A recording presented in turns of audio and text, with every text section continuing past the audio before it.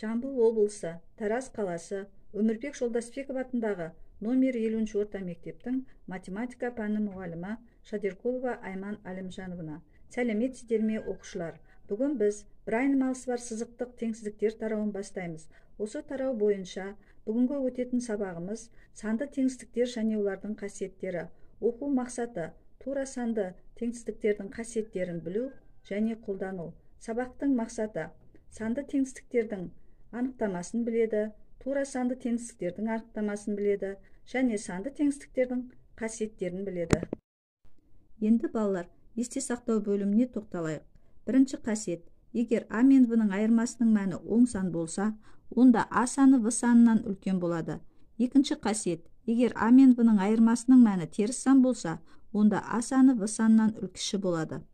Мына жерде балалар, сендерге мен мынандай кесте құрастырып қойдым. Осы жерде кестенің бірінші бөлімінде салыстырылатын сандар, екінші азайту амалын қолдану, үшінші айырма, төртінші санды теңсіздікті жазамыз. Мысалы, 6 мен 3-тің айырмасы 3, 3 0-ден үлкен, яғни 6 3-тен үлкен, онда біз бұл бірінші қасиетке жатады. Минус 2 мен 7-нің айырмасы минус 9, ол 0-ден кіші, яғни минус 2 кіші 7-ден. Бұл екінші қасиет. 5 пен минус 1-дің айырмасы 6, 6 0-ден үлкен, олай болса 5 үлкен минус 1-ден. Яғни бұл бірінші қасиет. Енді олай болса, балалар, жаңа сабағымызды бастайық. Екі санды өрнектің теңсіздік белгісімен жазылуы санды теңсіздік деп аталады. Мысалы, 6 мен 2-нің көбейтіндісі қосылған 7 үлкен 2 мен 5-тің көбейтіндісіне. Бұл жерде санды теңсіздігіміздің оң жағы және сол жағы бар. Бірінші, 6 мен 2-нің көбейтіндісі қосылған 7 өрнегі, бұл теңсіздіктің сол жақ бөлігі. 2 мен 5-тің көбейтіндісі өрнегі, бұл теңсіздіктің оң жақ бөлігі болып табылады. Енді балалар, арғылай санды теңсіздіктің түрлерімен танысайық. Санды теңсіздіктердің түрлері: тура санды теңсіздіктер, тура емес санды теңсіздіктер, қатаң теңсіздіктер, қатаң емес теңсіздіктер, қос теңсіздіктер болып бөлінеді. Мысалы, тура санды теңсіздіктерге 14 үлкен 10-нан, 9 үлкен 5-тен, 7 мен 3-тің қосындысы үлкен 8-ден. Тура емес санды теңсіздіктер 12 кіші 10-нан, 6 кіші 5-тен, 8 мен 3-тің қосындысы кіші 7-ден. Ал қатаң теңсіздік а в-дан үлкен және а в-дан кіші теңсіздік таңбасымен жазылатын болса, санды теңсіздігіміз, онда бұл қатаң теңсіздік болады. Қатаң емес теңсіздік а үлкен немесе тең в-дан және а кіші немесе тең в-дан түріндегі теңсіздік белгілерімен жазылса теңсіздігіміз, онда бұл қатаң емес теңсіздік болады. Қос теңсіздіктер: егер x а-дан үлкен, бірақ в-дан кіші немесе тең, және x а-дан үлкен немесе тең, бірақ в-дан кіші немесе тең деген түрінде берілген теңсіздіктер қос теңсіздіктер деп аталады. Кіші және үлкен, үлкен немесе кіші немесе тең теңсіздік белгілері қарама-қарсы теңсіздік белгілері деп аталады. Енді балалар, санды теңсіздіктердің қасиеттерімен танысайық. Бірінші қасиеті: егер тура санды теңсіздіктің екі жақ бөлігіне бірдей санды қосса, не бірдей санды азайтса, онда тура санды теңсіздік шығады. Яғни а үлкен в-дан болса, онда а мен с-нің қосындысы үлкен в мен с-нің қосындысынан, немесе а мен с-нің айырмасы үлкен в мен с-нің айырмасынан. Мысал қарастырайық. 7 үлкен 5-тен теңсіздігінің екі жағына да 3 санын қоссақ, 10 үлкен 8-ден болады. 7 үлкен 5-тен теңсіздігінің екі жағынан 3-ті азайтатын болсақ, 4 үлкен 2-ден болады. Яғни біз екі мысалда да санды, тура санды теңсіздік шығатынына көз жеткіздік, балалар. Енді теңсіздіктің бір жақ бөлігінен екінші жақ бөлігіне таңбасын қарама-қарсы таңбаға ауыстырып, кез келген қосылышты көшіруге болады. Мысалы, 4 кіші 8 пен 3-тің айырмасы деген теңсіздікті, санды теңсіздікті, балалар, өзіміз дәлелдеп көз жеткіземіз. Енді балалар, санды теңсіздіктің екінші қасиетімен танысайық. Егер а үлкен в-дан тура санды теңсіздіктің екі жақ бөлігін бірінші с 0-ден үлкен оң санына көбейтсек, онда а мен с-нің көбейтіндісі үлкен в мен с-нің көбейтіндісі деген тура санды теңсіздік шығады. Мысалы, 7 үлкен 4 деген санды теңсіздіктің екі жағына 0,3 санын көбейтейік. Сонда бізде 2,1 үлкен 1,2 деген теңсіздік шығады. Яғни А үлкен В-дан және С 0-ден үлкен болса, онда А-сының көбейтіндісі В-сының көбейтіндісінен үлкен болады. Енді егер А үлкен В-дан тура санды теңсіздіктің екі жақ бөлігін екінші С 0-ден кіші теріс санына көбейтсек, онда А-сының көбейтіндісі В-сының көбейтіндісінен кіші болады деген тура санды теңсіздік шығады. Мысалы, 7 үлкен 4 деген санды теңсіздіктің екі жағына енді балалар біз минус 0,3 санын көбейтейік. Сонда минус 2,1 кіші минус 1,2 деген санды теңсіздік шығады. Бұл жерде минус 1,2 координаталық түзуде оң жақта орналасқандықтан минус 2,1-ден минус 1,2 оң жағында орналасқандықтан үлкен болады. Оны біз бұрыннан білеміз. Яғни А үлкен В-дан және С 0-ден кіші болса, онда А-сының көбейтіндісі В-сының көбейтіндісінен кіші болады. Балалар, енді үшінші қасиетпен танысайық. Егер А үлкен В-дан және В С-дан үлкен болса, онда А С-дан үлкен болады. Мысалы, егер А үлкен 8-ден, бұл жерде В дегеніміз 8-ге тең, онда 8 үлкен С-дан, С дегеніміз 7, 6, 5 болуы мүмкін, онда А тең болады 9, 10, 11 болуы мүмкін, балалар. Онда біз мынандай теңсіздіктер аламыз.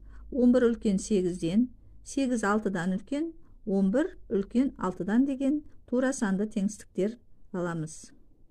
Төртінші қасиет. Таңбалары 1-2 тура санды теңсіздіктің сол жақ және оң жақ бөліктерін мүшелеп қосса, тура санды теңсіздік шығады.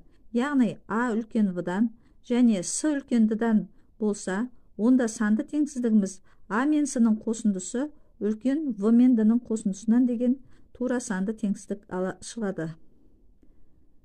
9 үлкен 5-тен теңсіздігіне 4 үлкен 2-ден теңсіздігін қоссақ, 13 үлкен 7-ден деген тура санды теңсіздігін аламыз. Енді санды теңсіздіктің 5-ші қасиеті. Мүшелері оң сан және таңбалары 1-2 тура санды теңсіздіктің сол жақ және оң жақ бөліктерін мүшелеп көбейтсе, тура санды теңсіздік шығады.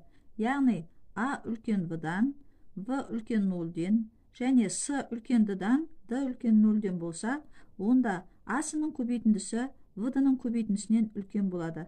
Мына жерде мысалға назар аударайық, балалар. 12 мен 6-ның көбейтіндісі үлкен 7 мен 4-тің көбейтіндісінен, яғни 72 үлкен 28-ден деген тура санды теңсіздік шығады. 6-шы қасиет. Егер А үлкен В-дан, В үлкен 0-ден және С үлкен Д-дан, Д үлкен 0-ден деген санды теңсіздік берілсе, онда А-ның Д-ға қатынасы үлкен В-ның С-ға қатынасынан. Мысалы, бұл жерде А, В, С, Д-ларды біз сандармен белгілеп алдық. Сонда 5-тен 6 үлкен, 8-ден 4-тен, немесе 1,2 үлкен 0,5-тен. Егер А 0-ден үлкен, бірақ В-дан кіші және С 0-ден үлкен, Д-дан кіші болса, онда А-ның Д-ға қатынасы кіші болады В-ның С-ға қатынасынан. Мысалы, бұл жерде де А, В, С, Д-ларды сандармен белгілеп алдық. Сол кезде 6-тан 8 кіші 4-тен 10-нан, немесе 1,2 кіші 2,5-тен. Енді балалар, оқулықпен жұмыс жүргізейік. Номері 912 есеп. Бірінші, 0,55 пен 12-ден 5 бөлшегін салыстыруымыз керек. Бұл жерде біздің салыстырылатын сандарымыз әртүрлі. Біреуі ондық бөлшек, біреуі жай бөлшек. Ондық бөлшекті жай бөлшек түрінде жазып алайық. 100-55. 100-55-тің алымын да бөлімін де 5-ке қысқартайық. 20-дан 11. Сонда 20-дан 11 және 12-ден 5 жай бөлшектерін салыстыру үшін ортақ бөлімге келтіріп аламыз. Ортақ бөлімі 60. Сол кезде бізде 60-тан 33 және 60-тан 25 деген жай бөлшектері шығады. Осы бөлшектерді салыстыру үшін бөлшектердің бөлімі бірдей болған кезде қай бөлшектің алымы үлкен болса, сол бөлшек үлкен болады, балалар. Сонда 60-тан 33 үлкен 60-тан 25-тен, 0,55 үлкен 12-ден 5-тен деген тура санды теңсіздігі шығады. 5-ші есепті салыстырайық. Минус 25-тен 25, 21 және минус 0,9 сандарын салыстырайық. Бұл кезде екеуі де әртүрлі, біреуі жай бөлшек, біреусі ондық бөлшек, екеуі де теріс. Яғни бұларды ортақ бөлімге келтірместен бұрын минус 0,9-ды 10-9 деп жазып алып, екеуін де ортақ бөлімге келтіретін болсақ, минус 50-ден 42 және минус 50-ден 45 деген жай бөлшектер шығады. Жай бөлшектердің қайсының алымы теріс болса, егер бөлшектеріміз қайсының алымы аз, кіші, сол бөлшек үлкен болады. Минус 50-ден 42 үлкен минус 50-ден 45-ден деген тура санды теңсіздік аламыз. Яғни минус 25-ден 21 үлкен минус 0,9-дан. Енді бұларды минус 25-ден 21-ді балалар жай бөлшек, ондық бөлшек түрінде де жазып алуға болады. Минус 0,84 үлкен минус 0,9. Осы есептерді ары қарай өзіміз осы үлгіге қарап шығаруымызға болады. Енді 913 есепті қарайық. Бұл жерде де сандарды салыстырыңдар дейді. X пен Y-тың айырмасы тең 0-ге.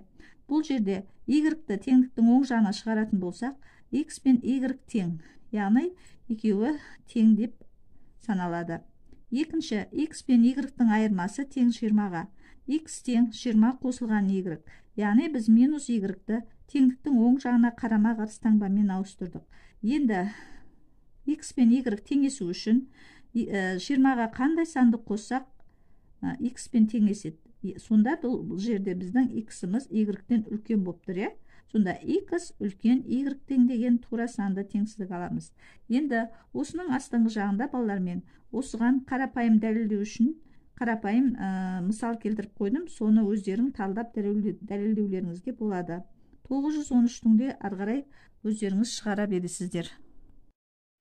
Енді балалар, сабақты бекіту бөлімі бойынша сіздерге мынандай сұрақтар қояйық. Санды теңсіздік дегеніміз не? Санды теңсіздіктердің түрлерін ата. Және бүгін тура санды теңсіздіктердің неше қасиетімен таныстық. Сол танысқан қасиеттерімізді әрқайсысын жеке-жеке тұжырымдаңдар. Үйге тапсырма аламыз. 915-916 есептерді үйде шығарып келеміз. Сабағымыз аяқталды. Қош сау болыңыз.